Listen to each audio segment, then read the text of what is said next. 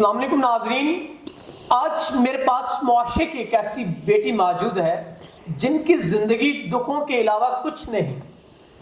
یہ اپنی پریشانیوں کو لے کے اور اپنی زندگی کے مسائل کو لے کے ہمارے پاس آئیں، اور ہم بھی کوشش کرتے ہیں کہ ہم جو بھی مسائل ہوتے ہیں ان کو آپ کے سامنے کھل کر ڈسکس کریں تاکہ ان کا حل نکالا جا سکے۔ اور معاشرے میں ہمیشہ کہتا ہوتا ہوں کہ زنا عام ہے، تو اس برائی کو روکنا چاہیے، اور اس وجہ سے روکنا چاہیے کہ معاشرے میں یہ ایک وائرس کی طرح پھیلتا جا رہا ہے۔ تو آئیے باقی اس بہن سے جانتے ہیں ان کے مسائل، اور ان کو مسائل جو ہیں ان کو حل کرنے کی کوشش کرتے ہیں۔ السلام علیکم۔ وعلیکم السلام۔ اچھا بہن، آپ مجھے بتائیں کیا مسئلے مسائل ہیں آپ کی زندگی کے جس کی وجہ سے آپ اتنی پریشان ہو کر آئیں؟ میں آپ کو بتانا چاہتی ہوں کہ ہمارے سر پہ قرضہ بہت تھا، گھر والوں کے سر پہ۔ اس کے بعد میرے فادر کی ڈیتھ ہو گئی، ماما کی بچپن میں ہی ہو گئی تھی۔ اس کے بعد جو قرضے والے تھے نا، انہوں نے انتہا کا ذلیل کرنا شروع کر دیا۔ ہمارا گھر اپنا ہے، ابو کی ڈیتھ ہوگی، اس کے بعد میں اکیلی گھر میں، اور وہ اس حد تک ایک دن گھر میں آ گئے، اور گھر میں تب میری عزت لوٹنی چاہیے، میں بامشکل جان بچا کے وہاں سے نکلی، بھاگی۔ اب انہوں نے میرے گھر پہ قبضہ کر لیا ہے، اور میں ان کو وہ قبضہ نہیں کرنا دینے چاہ رہی، کیونکہ میرے والد کی آخری نشانی ایک گھر ہے جو میرے پاس ہے، اس کے علاوہ میرا کوئی ٹھکانہ نہیں ہے۔ اب میں یہ چاہتی ہوں، آپ کے پاس اسی لیے آئی ہوں کہ چاہتی ہوں میرا جو 2 لاکھ روپے قرض ہے میرے سر پہ، جو یہ میرا قرضہ ادا کر دے گا، نیک شخص مجھ سے نکاح بھی کر لے گا، میں اس سے پھر نکاح کر کے بھی، چاہے وہ بڑی عمر کا ہے جیسا بھی ہے، مجھے قبول ہے۔ ناظرین، بڑی کھل کے بہن نے بات کی، اپنے مسائل کو بتایا اور ان کا حل بھی بتا دیا آپ کی خدمت میں کہ قرض کی وجہ سے زندگی پریشانیوں میں الجھی، جو بھی تھے زندہ نہ رہے، اب اکیلی یہ رہ گئی ہیں، اور جو قرض والے ہیں انہوں نے گھر پہ قبضہ کرنے کی کوشش کر رہے ہیں، آ کے ان کو بازار میں گالیاں دیتے ہیں، غلط باتیں کرتے ہیں جو کہ ناقابل برداشت ہیں۔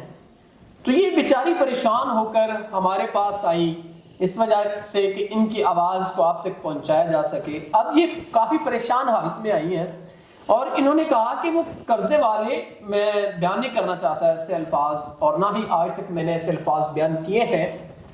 انہوں نے کہا کہ جی آپ ہمیں، نعوذ باللہ، کہ آپ ہمیں پیسے دیں یا اپنی عزت دیں، تو کوئی بھی انسان پیسوں کے بدلے اپنی عزت کا سودا نہیں کرتا۔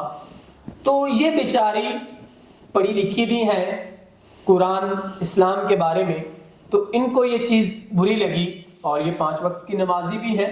جب انہوں نے یہ سنا تو ان کے لیے نہایت ناقابل برداشت بات تھی یہ، تو یہ ہمارے پاس آئے، انہیں ہمارا پتہ چلا، اور ہم نے اپنا ایک اخلاقی فرض سمجھا ان کی آواز کو آپ تک پہنچانا۔ اب یہ چاہتی ہیں 2 لاکھ روپے ان کا قرض ہے، اگر کوئی ادا کر دیتا ہے تو وہ ان سے نکاح کر سکتا ہے۔ ان کی یہ شرط نہیں ہے، لیکن ایک ریکویسٹ ہے کہ جو شخص ان کا قرض ادا کرے گا یہ ان سے نکاح کریں گی، کیونکہ ان کو بھی احساس ہو جائے گا کہ یہ بندہ میری عزت کا محافظ ہے، میری خاطر کچھ کر سکتا ہے۔ تو اگر کوئی ایسا انسان ہے تو وہ ضرور ان سے نکاح کرے، ان کے مسائل کو حل کرتے ہوئے۔ تو بہن، آپ واقعی میں نکاح کریں گی؟ اکثر ہمارے پاس ایسے ہوتے ہیں ایشوز وغیرہ کہ کوئی بڑی ایج کا ہے یا شادی شدہ ہے، اگر ایسے کوئی مسائل کوئی باہر لے جانا چاہتا ہو تو ان مسائل پہ بھی آپ کھل کے ہمارے ناظرین کو بتائیں تاکہ آپ کے مسئلے کا حل کیا جا سکے۔ میں بالکل کروں گی، کیونکہ میں بس چاہتی ہوں کہ میرا قرض ادا ہو جائے کسی طرح سے، اور میرے جو باپ کی آخری نشانی ہے ان کا گھر، میں اپنا گھر نہیں کھونا چاہتی۔ وہ قبضہ کر کے بیٹھے ہیں، جو میں بالکل بھی نہیں چاہتی، بس قرض ادا نہیں کر سکتی میں۔ یہ اپنے والدین، ماں باپ کی آخری نشانی کو اپنے ہاتھوں سے جانے نہیں دینا چاہتی۔ یہ چاہتی ہیں کہ میرے والدین کی میرے پاس ایک آخری نشانی وہ گھر ہے میرا، اگر قرض میں وہ چلا جاتا ہے تو میں خود کو کبھی معاف نہیں کر پاؤں گی۔ تو اس وجہ سے انہوں نے آپ لوگوں کے لیے نکاح کا پیغام بھیجا۔ اگر کوئی جو ان کا یہ 2 لاکھ کا مسئلہ حل کر سکتا ہے تو وہ ضرور ان سے نکاح کر سکتا ہے۔ تو ہم امید کرتے ہیں کہ آپ نکاح کو عام کریں گے، اور اس قوم کی مجبور بیٹی کو ضرور سہارا دیں گے، اور ان کے مسائل کو حل کرتے ہوئے جو ان کا مسئلہ ہے ان سے آپ نکاح کریں گے۔